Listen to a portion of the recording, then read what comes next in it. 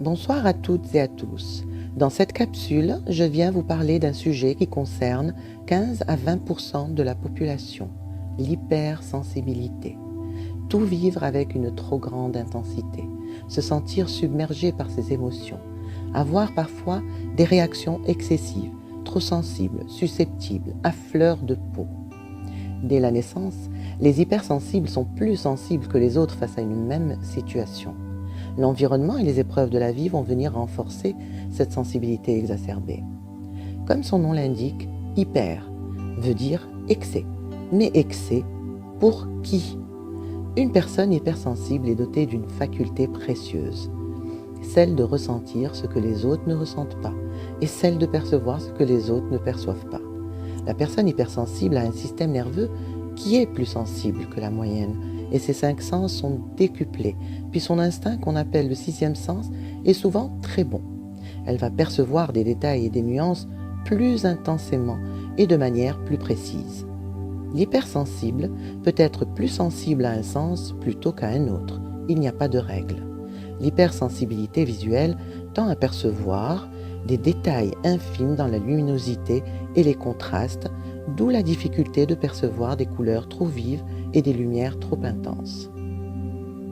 L'hypersensibilité auditive, qu'on appelle aussi l'hyperacousie, se caractérise par une perception très fine des sons et des bruits. L'hypersensibilité olfactive se caractérise par une sensibilité extrême aux odeurs, ce qui rappelle un lien avec un événement relié à une odeur précise, comme par exemple la Madeleine de Proust.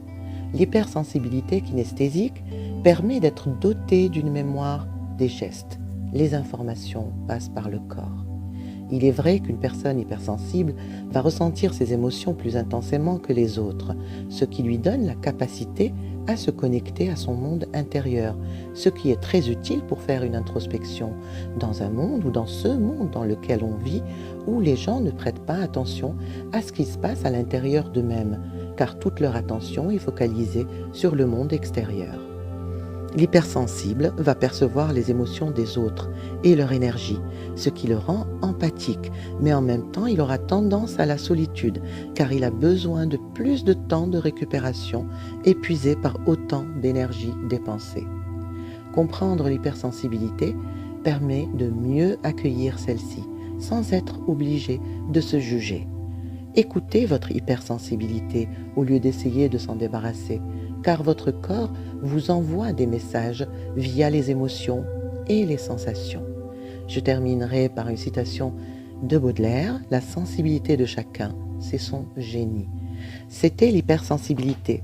N'hésitez pas à liker, commenter, partager cette capsule sur les réseaux sociaux et à très vite pour une prochaine capsule.